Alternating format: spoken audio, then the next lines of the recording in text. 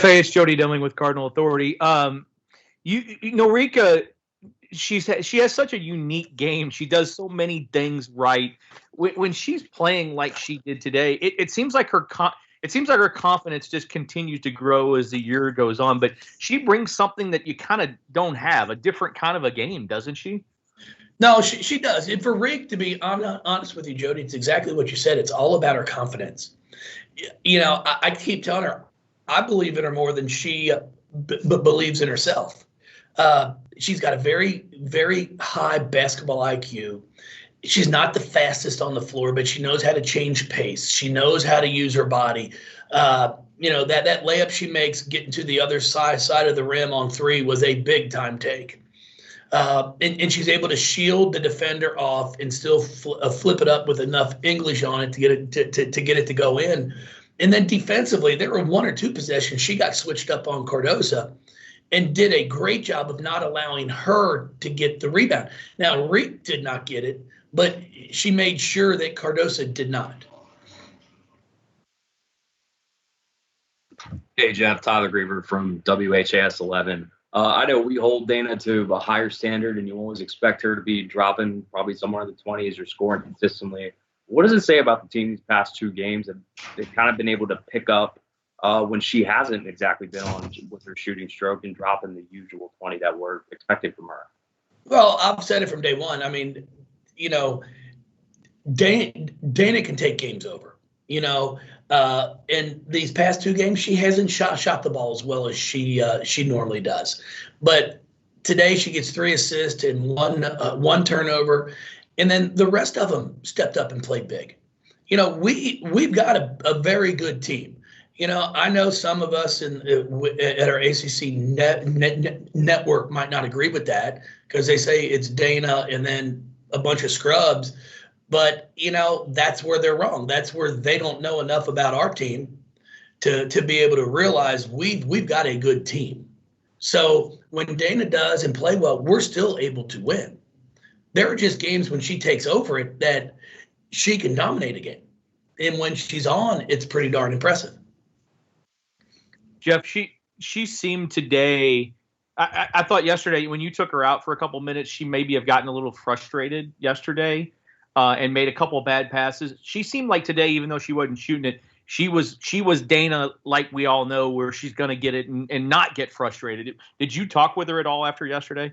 Yeah, we just talked about making sure you let the game come to you. She wants to do so well. That's the one thing I love about her. She just wants to be the best she can be every night. And some nights the shot's just not going to go in. And the crazy thing for her is, through about 22 games, the shots went in. She knocked down open shots, like the one tonight in the corner in the fourth quarter that she missed. Very seldom does she miss that shot. But she's maturing, she's growing, she understands, hey, I can still impact the game at the defensive end. I can impact it by getting my teammates involved. And I thought she did a really good job of that. Hey, Jeff, it's Cameron with the Courier Journal. You mentioned it to Nick, just the rebounding for you all. You out-rebounded a Syracuse team that's probably much bigger than you. Not probably, but is much bigger than you and longer than you. And this is something you guys had grown into this year. How much growth are you seeing from this group from where they were early in the year to now on the glass? It's pretty impressive. For our game against Wake, if you look at the game at Wake when we played them, Wake had 20 offensive rebounds, and we only had 18 defensive boards. So Wake got more of their own misses than we got when we played at Wake. We came around yesterday, did a much better job of that. Today, we end up giving up 13 second chance points, but we got 12 ourselves. So if you're able to neutralize Syracuse on the board, because it's about impossible to keep them off the glass. But we did a great job of scrambling and getting some second chance opportunities ourselves. Has that just been emphasizing it all season for you all? No, it's been emphasizing it and me wearing them out day in and day out. I think they're tired of hearing from me. You do have, though, to me, it's just big every game watching Haley come up with rebounds.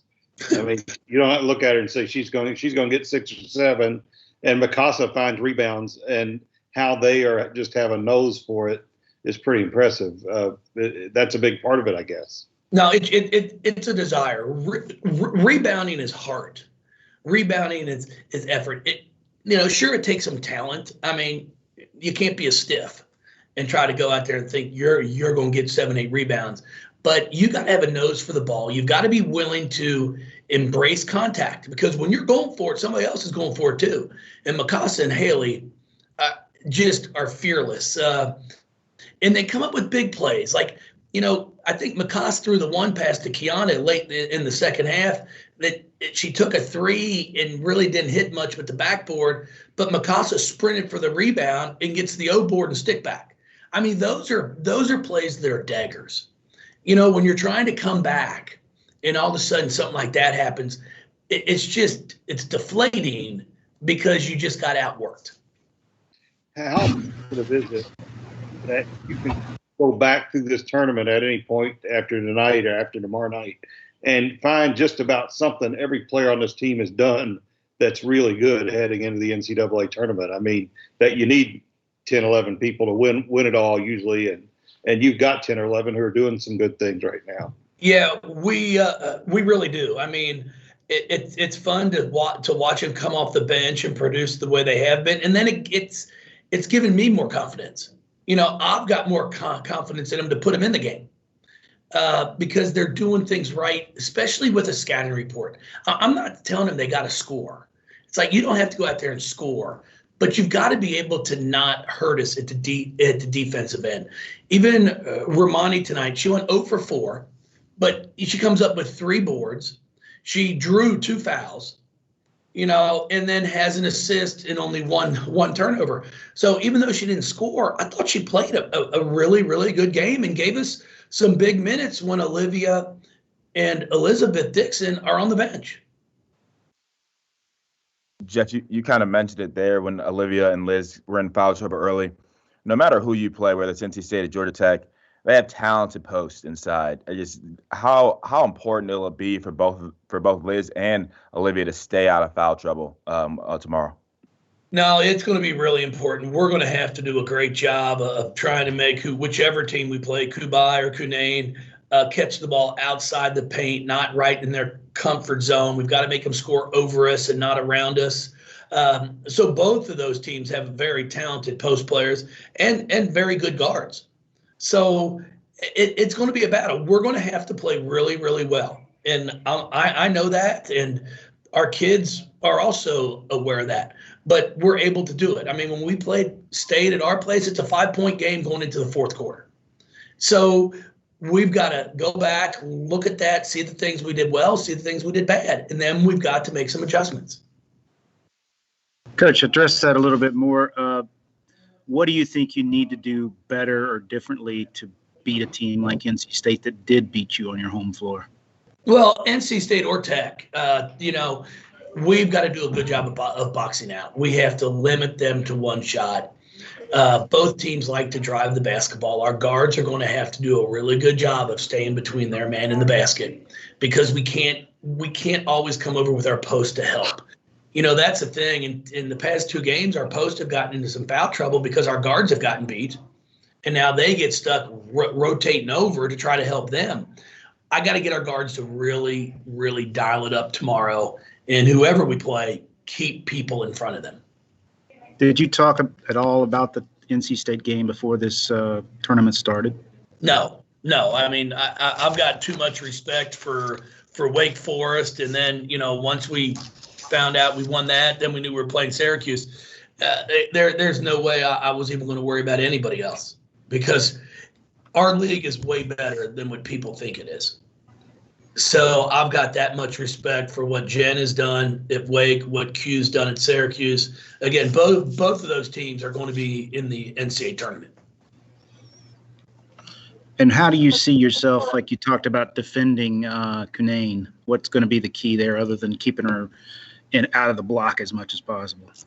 Well, that's what you have to do. You've got to try and push her out of the block. You got to try to hold your ground. Same thing with Kubai. If it's Georgia Tech, if they get you 2 feet in the paint, both of those posts are going to score on you.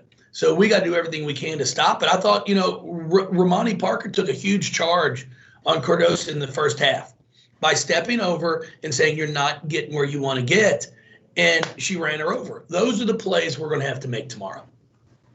All right, thanks, Coach. Hi, Coach. Pepper Persley with the Next. Hey, Pepper. Hi. What was your pregame plan to shut down Camila Cardoso, and how well was that plan executed during the game in your minds? Well, our goal for Camila was, like I said, trying to get her to catch the ball further out in the paint, and then to really give emphasis every time a shot was taken to put a body on her and box her out. And overall, we forced her into 3 of 9 shooting. We fouled her a little bit too much, and I've got to give her credit. She's a really, really good free throw shooter, goes 4 for 5. But as many touches as she was able to get to hold her to 10 points, I was really proud of this group. Emily Inkster is the one that really gave us fits, rebounding and scoring. Thank you, and good luck tomorrow. Thank you. I appreciate that. Got time for one more for Coach. Jeff, you referenced that NC State game, and I know you can play either them or Tech, but I remember after that game, you had mentioned that the pieces surrounding who hadn't had the experience in big games like that kind of needed a little more chops for the resolve, the toughness, to learn what it takes to battle through in games like that. How much have you seen this team grow, considering what it's shown the past 2 games, to be able to respond in situations and be ready for a title game? Well, it's been nice. It's been nice to see some players coming off the bench and really stepping up in crunch time for us and making some shots. And that's what we're going to need. And we're going – you got to make open shots. If you want to win big games, you got to be able to make open shots. And we missed some wide open shots today, but we were able to defend and get enough possessions back to be able to come out on top. But you got to limit your contested shots. I thought we took too many contested shots today. And then you've got to be able to get your feet set when you get it, knock the thing down. Thank you, Coach. I appreciate y'all. Thank you.